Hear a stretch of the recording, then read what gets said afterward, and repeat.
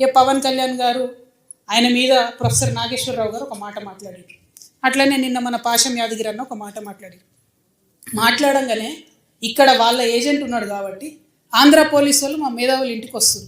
ఇట్లా చేస్తే మాత్రం ఊరుకోం, క్వశ్చనే లేదు. మాకు అన్ని రైట్స్ ఉన్నాయి, మేము అనుకున్నది మేము ఖచ్చితంగా చెప్తాం.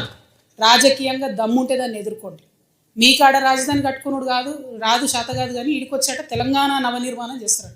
మా పని మేము చేసుకుంటాం, మా నిర్మాణం మేము చేసుకుంటాం, మా కథలు మేము పడతాం. రాష్ట్రం విడిపోయింది, ప్రజలు విడిపోలే. మీరు ప్రజల మధ్యలో చిచ్చు పెట్టకండి. చిచ్చు పెడితే మాట్లాడేటోళ్ళు లేరు, ఊరుకుంటోళ్ళు లేరు అనుకుంటారేమో. ఇగో ఈ జెండా రాకముందు లెక్క వేరే, ఇప్పుడు లెక్క వేరే. టీఆర్ఎస్ 2.0 ఇక్కడ, టీఆర్ఎస్ 2.0 ఇక్కడ పెట్టుకుంటే మాత్రం మంచిగా ఉండదు.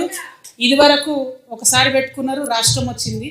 ఈసారి మూతి పనులు రాలిపడతాయి. కాబట్టి మీరు మా ప్రజల్ని తక్కువ చేసి మాట్లాడడం, మా మేధావుల మీద చేయాలనుకోవడం, లేనిపోని సాంస్కృతిక పెత్తనం మా మీద రుద్దాలనుకోవడం, మీకు అక్కడ రాజధాని కట్టుకోవడం చేతగాక మీ పొలిటికల్ పంచాయతీలను తీసుకొచ్చి మా మీద రుద్దడం. ముందు మీ రాజధాని కట్టుకోండి. మా జిహెచ్ఎంసీ ఎన్నికలలో పోటీ చేసే విషయం మీరు మళ్ళీ ఆలోచించారు. మా జిహెచ్ఎంసీలో ఇక్కడ సెటిల్ అయ్యి ఇక్కడ ఉన్నటువంటి ఆంధ్ర బిడ్డలు మా వాళ్ళు. గత 12 ఏళ్ళుగా వాళ్ళని మేము కడుపులో పెట్టుకొని కాపాడుకున్నాం. ఇంకా ఎన్ని ఏండ్లైనా అట్లనే కాపాడుకుంటాం. తెలంగాణ వాళ్ళం ఎవరిని ఇబ్బంది పెట్టేటోళ్ళం కాదు. చుట్టపు చూపుగా వచ్చినా ఇంటికి వచ్చినా వాళ్ళని ఉన్నాం, వాళ్ళు మన దగ్గరే ఉన్నారు, మన దగ్గరే సెటిల్ అయిన వాళ్ళతో ఇబ్బంది లేదు. రాజకీయంగా పెత్తనం చేస్తాం, సెక్రటేరియట్లో ఏలు పెడతాం, మీ విధానాలలో ఏలు పెడతాం, మీ నీళ్లు దోసుకుంటామంటే మాత్రం ఊరుకునేది ఉండదు. ఖచ్చితంగా చెప్తా ఉన్నాం. నేను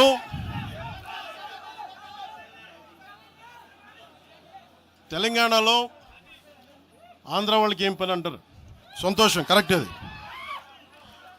తెలంగాణలో ఆంధ్ర కాంట్రాక్టర్లు ఓకేనా? ఇక్కడ ఆంధ్రాలో తెలంగాణ కాంట్రాక్టర్లకి బాగానే పనిచేస్తున్నారు. అక్కడ తెలంగాణలో ఆంధ్ర కాంట్రాక్టర్లు బాగానే ఉన్నారు. ఎవరినా మీరు బేవకూఫులు చేస్తూ ఉన్నారు. మీరు ఎవరిని బేవకూఫులు చేస్తారు? మీరు ప్రజలనేమో మీరు మభ్యపెట్టి, యువత మీరు ప్రజానికం, మీరు తెలంగాణ ప్రజలు ఇది గుర్తించాలి. ఇది వీళ్ళు బాగానే ఉన్నారు, వీళ్ళ అధికారాలు బాగానే ఉన్నాయి, వీళ్ళు బిజినెస్లు బాగానే ఉన్నాయి, వీళ్ళ కాంట్రాక్టులు బాగానే ఉన్నాయి. ఏదైనా మాట్లాడితే నాలాంటి వాడిని కూర్చోబెట్టి భయపడతా ఉంటారు. మీరు ఒక్కసారి చెప్పండి. మీరు నిజంగా వద్దు అనుకుంటే తెలంగాణలో అసెంబ్లీలో ఎవరైతే తిడుతున్నారో మీరు తీర్మానం పెట్టండి. పవన్ కళ్యాణ్ అనేవాడికి ఇక్కడ పర్మిషన్ లేదు, రాకూడదని పెట్టండి పర్మిషన్. సంతోషం నాకు. దాన్ని ఎలా పెడతారు నేను కూడా చూస్తాను. దాన్ని మేము 1200 మంది ఉద్యమకారులు ఎంతమంది చనిపోయారో నాకు తెలుసు. 12 సంవత్సరాలు 1200 మంది ఉద్యమకారులు పైగా చనిపోతే వాళ్ళ మీద గౌరవార్థం నేను ఎప్పుడు ఒక్క మాట మాట్లాడాలి తెలంగాణ, ఒక్క మాట. నాకు అంత ఇష్టం నాకు తెలంగాణ. కానీ మీరు కూర్చోబెట్టి నా ప్రేమను కనుక మీరు శంకిస్తే నేను ఇప్పుడు దాకా నిర్ణయించుకోలే. మీరు అంటున్నారు కాబట్టి చెప్తున్నా, తెలంగాణలో జనసేన ఉంటుంది, మేము పోటీ చేస్తాం. నేను ఇప్పుడు దాకా ఎప్పుడు అవసరమైతే తెలంగాణలో తిరుగుతాం, నేనే తిరుగుతా, మేమే తిరుగుతాం. ప్రతి సమస్య మీద మాట్లాడతాం, ప్రతి అన్యాయాన్ని ఎదుర్కొంటాం. ఏం మాట్లాడతారు మీరు? ఇది తెలంగాణ భారతదేశంలో అంతర్భాగం, మర్చిపోకండి. తెలంగాణ నా దేశం అంతర్భాగం. తెలంగాణ మీరు కూర్చోబెట్టి బెదిరించి రాకూడదు ఏంటో అవన్నీ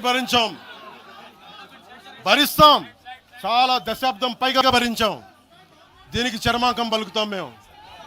తెలంగాణ ఎవరైతే వ్యతిరేకించారో వాళ్ళందరూ పదవుల్లో కూర్చున్నారు. ఈరోజు కూర్చోబెట్టి తెలంగాణను ఎవరైతే వ్యతిరేకించారో వాళ్ళు ఎమ్మెల్యేలు అయ్యారు. ఒక్క మాట మాట్లాడలా. కిక్కురు మనకుండా కూర్చున్న 12 సంవత్సరాలు. మా నాయకుల్ని పేరు పేరుని అడగండి, ఒక్కొక్కరిని అడగండి, ఇంటర్వ్యూలు తీసుకోండి. ఏ రోజైనా సరే నేను వాళ్ళని ప్రోత్సహించాను అడగండి. వాళ్ళు నన్ను వదలలేదు, నన్ను ఏం చేయమంటారు చెప్పండి. దండం పెట్టి చెప్పా, మీరు శుభ్రంగా వెళ్ళిపోండి అంటే లేదు, మాకు నీ ఆశయాలను ఇష్టం, మాకు జనసేన భావజాలం ఇష్టం. ఉన్న మహేందర్ కానీ, రాజలింగం గారు కానీ, ఉన్న ప్రతి ఒక్కరు పేరు పేరున శంకర్ కానీ, పేరు పేరున ప్రతి తెలంగాణ జిల్లాలో ఉన్న నాయకులందరూ యువరాజ్యం నుంచి ఉండిపోయారు. వాళ్ళు పోలే. నేను చెప్పా మీరు మిగతా పార్టీస్కి పోండి అంటే పోలా. దాసోజు శ్రవణ్ ఎవరు పట్టుకున్నారు? మీరు ఆ పట్టుకుని దాసోజు శ్రవణ్ కానీ ఈరోజు ఎమ్మెల్సీగా ఉన్నారంటే, ఆ రోజు మీరు కూర్చోబెట్టి మాట్లాడుతూ ఉన్నారు. ఆ రోజున ఈరోజు కాంగ్రెస్ నాయకులు ఎవరో మాట్లాడుతూ ఉన్నారు, నువ్వేమి ఎలా వస్తావు చూస్తామని. ఇలాంటి ప్రగల్భాలే వైఎస్ రాజశేఖర రెడ్డి గారు ముఖ్యమంత్రిగా ఉన్నప్పుడు కాంగ్రెస్ యువజన కాంగ్రెస్ వాళ్ళు ఇలాగే మాట్లాడారు. ఆ రోజున తన్ని తగలేసాం ప్రతి ఒక్కడు వచ్చిన వాళ్ళు గుర్తుపెట్టుకోకండి. ఆ రోజు నాకు నిలబడిన తెలంగాణ యువత నిలబడ్డారు, బస్తీలో నుంచి ఉస్మానియా నుంచి వచ్చిన వాళ్ళు నిలబడ్డారు. ఆ రోజున రాజలింగం గారికి తెలుసు. ఆ రోజు కూడా చెప్పారు ఎలా వస్తుంది. నేను చెప్పా ఇలాగే ఇంటికి వస్తామని బెదిరించి, ఆఫీస్కి వస్తామని బెదిరిస్తే ఇంటి ముందు చైరేసి కూర్చున్నా. నాకు అలాంటి భయాలు లేవు. దేశం బాగుండాలి అంతర్గతంగా. ఇప్పుడు వేర్పాటువాదం మంచిది ఎక్కడ దాకా, దేశ సమగ్రత భంగం కలిగినంత వరకు. ఎవరు ఉండకూడదు, రాకూడదు, మీ గొంతులు తొక్కేస్తామంటే ఇది ఏమనుకున్నారు? భారతదేశం అనుకున్నారు లేదా పాలస్తీనా అనుకుంటున్నారు? మీరు అందరూ ఇది భారతదేశం పాకిస్తాన్. మీ ఇష్టానికి రాకూడదు, మీ ఇష్టానికి ఏమనుకుంటారా మీరంతా? నా దేశం, నేను ఎక్కడైనా అడుగు పెడతా, నాకు రాజ్యాంగ పరంగా కల్పించిన హక్కు ఇది. ఇప్పుడు కాంగ్రెస్ నాయకులకు ఒకటే చెప్తున్నా, రాహుల్ గాంధీ గారు కానీ ప్రియాంక గాంధీ గారి దక్షిణ భారతంలోకి వచ్చి వైనాడులో పోటీ చేయొచ్చు. ఇందిరాగాంధీ గారేమో మెదక్లో పోటీ చేయొచ్చు.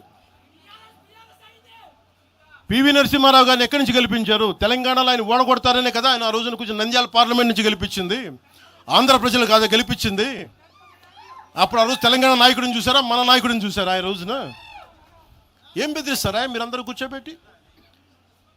కాంగ్రెస్, మీరు చెప్పే వైసీపీ కాంగ్రెస్ నాయకులు, నేను దగ్గరుంటున్న మంగళగిరి దగ్గర ఇప్పటం అనే గ్రామంలో కాంగ్రెస్ దిమ్మల్ని కూలిస్తే, మీ కాంగ్రెస్ దిమ్మలకి నేను కూర్చోబెట్టి ఆ రోజు మాట్లాడింది, నేను తిరిగి దిమ్మల్ని కూర్చోబెట్టి నిలబెట్టింది మేము, మీ కాంగ్రెస్ దిమ్మల్ని. మీరు కూర్చోబెట్టి మమ్మల్ని గురించి మాట్లాడతారా? అసలు కాంగ్రెస్ పార్టీ అనే దానికి ఒక పద్ధతి ఉందా? మీరు ప్రాంతీయవాదమా? కాంగ్రెస్ పార్టీ రాహుల్ గాంధీ కానీ